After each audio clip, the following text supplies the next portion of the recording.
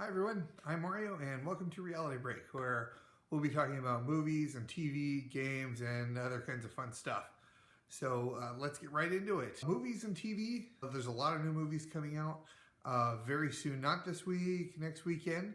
We have Civil War, which is going to be amazing. The trailers and all that stuff. I've actually stopped watching any trailers and any media. I've kind of gone on a media blackout for this movie because I'm really wanting to see what's going to be happening in the movie in the theater. There's too many spoilers out there. There's too many, for some reason, editors and studio executives seem to think that people actually want to see everything before the movie comes out, which I find ludicrous. When I go to the movies, I like to actually see some of the movie without having already seen it in a trailer or a teaser or a special footage or whatever else they like to put these out, and it just kind of, by the time you've seen the movie, you've already seen half the movie, and all the cool, a lot of the cool special effects have already been spoiled for you. Yeah, so media blackout now until Civil War comes out. It's going to be awesome. Spidey's going to be cool, Captain America, Iron Man, War Machine, the whole team, the whole gang.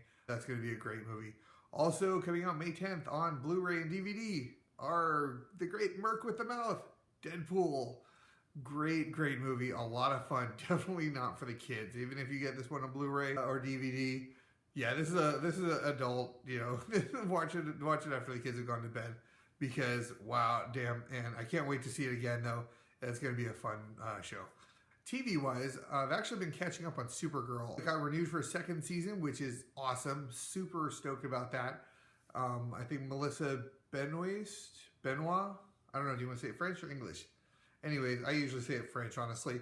So Melissa Benoist is great as Supergirl. She has that peppy attitude as Kara Danvers, her alter ego. And as Supergirl, she really has that hero look, that hero feel to her. I did just get to finally see the Supergirl The Flash crossover episode, and wow, it was fantastic. They did a great job of integrating the Flash into Supergirl's universe. And sorry, a little bit of spoilers if you haven't caught up already. There's a little bit of spoilers. So in the Flash, if you've been watching the Flash, they've been doing the Earth 2 storyline, and so the Flash can jump between worlds. So apparently he's been working on his speed, and he jumps into Supergirl's world. The two are absolutely adorable together. I mean, Grant Gustin and Melissa Benoist, they work really well together. I did find out they were on Glee together, though not actually together, like they never actually had a scene together, but they both were on Glee. Anyways, if you haven't seen it, go see it. That was a great episode. They really kept a lot of the humor that goes really well with both of the shows. And all the characters did interact really well. A little jealousy going on from Jimmy Olsen, the Flash. He was just fantastic. He had his one-liners. They used his powers. They didn't really, he was the Flash from the CW, and it was great. There were a couple little fun little nods to Calista Flockhart, Cat Grant. She noticed that they're all standing together in a line. She said, "Oh, look, you look like a cast from a CW show." Yeah, they had a lot of fun with that one. I really hope that they'll write Supergirl into the Flash, which I think that'd be a cool, reverse crossover, have her go over to his world for a little while. Because in the Supergirl universe, there are Kryptonians, but there are no other superheroes. There's no Green Arrow, there's no Atom, there's no, what's his name? What's Robbie Amell's character? Supernova?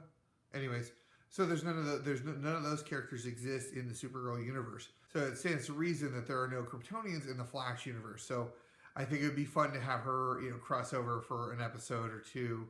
And I'm really happy and really excited that CBS and CW did this. They really let this whole crossover happen. That really is, how these comic book stories and these comic book characters should be used and should be portrayed. They do cross over a lot, and this inter-network play was just awesome. They just, because it allows for those characters to expand more than their own little universe that they're stuck in. It was a fantastic episode. Supergirl is a great show. I really, really am enjoying it. It's a lot of fun. It's, you know, a little goofy as TV shows are prone to be, but it's got a lot of great humor, good energy. And Supergirl really feels like a hero, which I'm really enjoying. One of my favorite things about the show. She really wants to do good. She wants to be the hero. She wants to be the classic superhero. So yeah, that's pretty much what's going on in TV and movies. I did see a great short film called Code 8 that was done by Robbie and Stephen Amell. They did an Indiegogo for it, and it's a sort of world where people have superpowers. 4% of the population have superpowers, but I'm not quite sure if they're not allowed to use them or they just don't use them, where it might be illegal. But it's very gritty. It's definitely a darker, gritty, honestly, almost a bit more realistic take on the whole superpowers issues. But anyways, check it out. It's called Code 8. I'll see if I'll put a link in the show notes so you can check that one out. It is fantastic. Go check it out. Hopefully, I think it's going to be a precursor to a show or series or movie called Lincoln City, and like this whole world where the superpowers exist. So hopefully we'll see some great stuff with that coming out from those guys. So that's pretty much what's been going on in TV, movies, video, cool stuff like that. Again, we'll see Civil War coming up on May 6th. That'll be a lot of fun. I can't wait for that one. Okay, so now on to games. Gaming this week has been a lot of Star Fox. I've been playing the heck out of the new Starfox Zero on the Wii U by Nintendo. It's got a great chunk of nostalgia just boxed right up into it. The characters, they move like the old Nintendo 64. Is it a Nintendo 64? Yeah, wow. They move like the old Nintendo 64 characters. The air wings look great. You know, they still have that sort of polygonal shape to them, even though the graphics are definitely a lot better. The ships look great, though. The control scheme, honestly, is a little weird, though. This is one thing that I did take away from playing this game, is the control scheme. It's almost like, so here's the control scheme.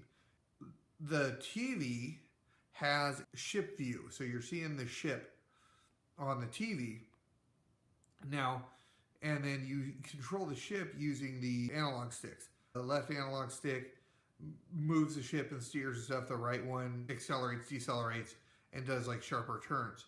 In addition to that, they added on the gamepad itself has a cockpit view. So and with motion control, so you motion control, and that's supposed to be for like fine-tune aiming. It was a little awkward, honestly. It took a little bit of time to get used to it because it's almost like having to use 3 controls all at the same time. There's a lot of like shifting, looking up, look down, look up, look down, look up, look down. Even if you're holding the gamepad like out in front of your face, kind of trying to get both views at the same time, it was still a little awkward. However, that does work beautifully though when you're playing co-op. I played it with my son, and I'm sitting there with a gamepad, and I'm flying the ship, and so I get to just look at the TV doing the ship view, and he's using the gamepad using the cockpit view to just do some fine-tuned aiming and stuff like that. Playing like that, we really work as well as a team, and the game is actually a lot of fun playing it just like that. So that control scheme does work for 2 players. Again, it's a little awkward, a little bit weird trying to play that just a single player though, trying to control both of those screens and look at everything all at the same time. You can turn off the motion control, but then the game does start to kind of nag at you a little bit. Like, you can do more fine-tuned aiming if you turn on the motion control. It is fun to play. It does just take a little bit of extra time to get used to those controls. They're using those separate controls for firing and flying the ship. Let me go back to the nostalgia bit on it. It was great. You get all the classic characters. You get Slippy, you get Peppy, you get Falco, you get General Pepper, who he's a lot better now than when he was a sergeant. Get that one? Yeah, that's an old joke. Anyways, and actually one of the little nuances that I think they did that was awesome was when at the beginning of the missions, there's this little look sound that comes up on the screen when at the beginning of the missions, and it's the same. It's like a re-recording of the old sound from the Nintendo 64 that said that right at the beginning of each mission. So that's a nice little kickback for, you know, old guys who still remember the original games. Overall, though, I have to say this game is a lot of fun. Definitely worth picking it up. I haven't finished it yet, but that'll probably be happening very soon. It's a lot of fun. Check it out, Starfox Zero. That one's by Nintendo. Also, big news coming up is Overwatch, which is, I'm so excited. It's only about a month away. So May 24th is the actual release date, but the open beta starts on May 5th. You pre-order it, you get in a little early. It's May 3rd for the open beta. And so I look forward to really playing around with this game a lot. It's Team Fortress 2 or Counter-Strike or any other team shooter. It is what it is. It's a team shooter. You run around, you shoot at other players until you get shot, and then you die, and then you start over again. But the characters in this game, in Overwatch, there's a great variance of characters. The characters are really varied. They're a lot of fun to play. You really don't have two characters that are just like, oh, this is the same as this other guy. And there's such a broad number of characters. I think there's 10, 12 characters so far. And I think they're going to be bringing out more characters too. That's really cool because you can play the same character and you can switch up characters in the middle of a match. So you die, you go back to headquarters, boom, you can switch out your character.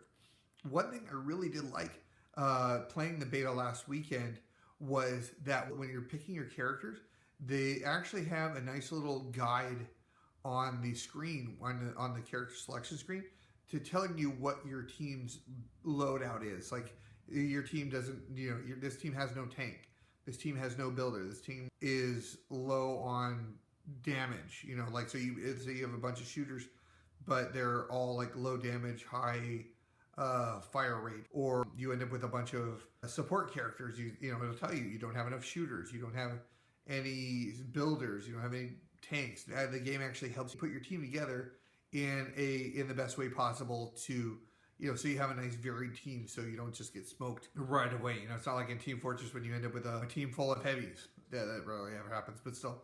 So that was one of the really nice things. I'll probably be talking more about it here in the next coming weeks. Like I said, as the beta is out and I get to play a few of the more characters. Tracer's definitely a fun character to play.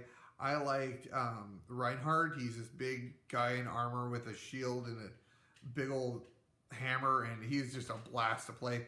But he doesn't really shoot anything, though. He just walk up and whack. And he's got this great shield, this huge shield that can block out a large chunk actually of an area. It's not like a little shield that he's just holding up in front of himself.